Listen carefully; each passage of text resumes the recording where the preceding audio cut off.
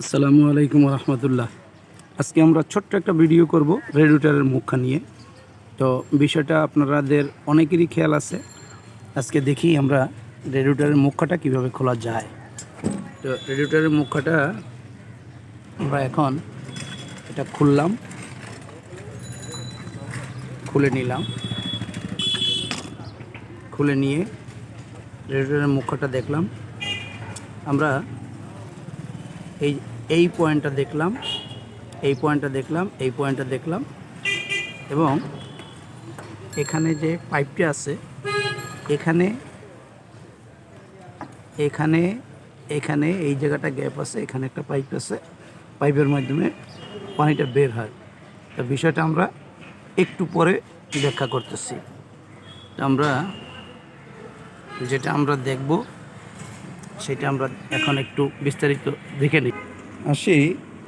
আমরা এই রেডিয়েটরের মুখটা আসলে কিভাবে কাজ করে। এখানে আপনাদেরকে ওখান থেকে খোলার সময় আমি একটা জিনিস দেখাইছি, সেটা হচ্ছে এই একটা পয়েন্ট, এই একটা পয়েন্ট, দুইটা, এখানে একটা পয়েন্ট, এখানে একটা পয়েন্ট।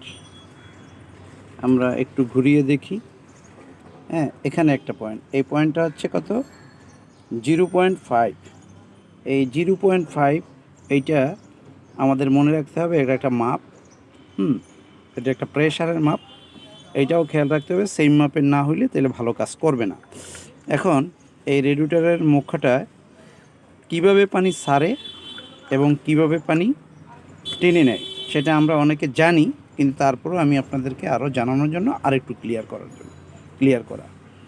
সেটা হচ্ছে, যখন এখানে দেখাইছিলাম যে এই গ্রুপটায় রেডিয়েটরে ওখানে একটা গ্রুপ দেখাইছি, এই গ্রুপটার এই জায়গাটায়, হ্যাঁ, এই জায়গাটায় আপনার যে ওখানে গলায় একটা পাইপ থাকে, এই ঘাটগুলায় ওই গলাটা আটকানো থাকে, এই ফাঁকটা এই সিল দ্বারা আটকানো থাকে।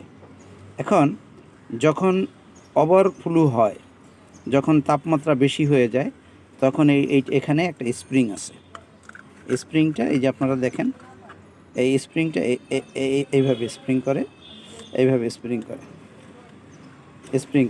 করে এইটাকে ঠেলে দেয়। ঠেলে দিলে এই পানিটা এখান থেকে ভিতরে চলে আসে।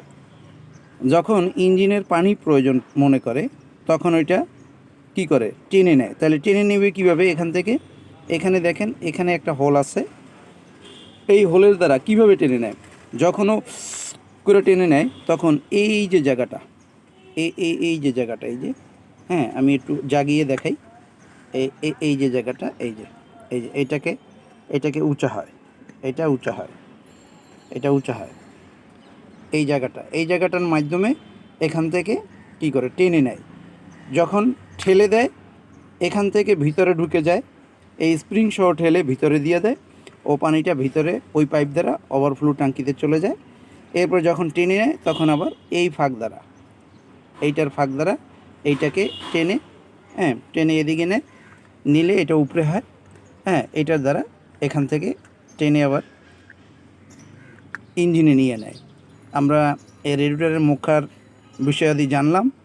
যারা আরও ভালো জানতে চান, আমার কাছে আপনি মেসেজ দিতে পারেন, কিংবা আরও ভিডিও আছে, আপনি ভিডিওগুলো দেখতে পারেন। আসসালামু আলাইকুম রহমতুল্লাহ ওয়া বারাকাতুহু।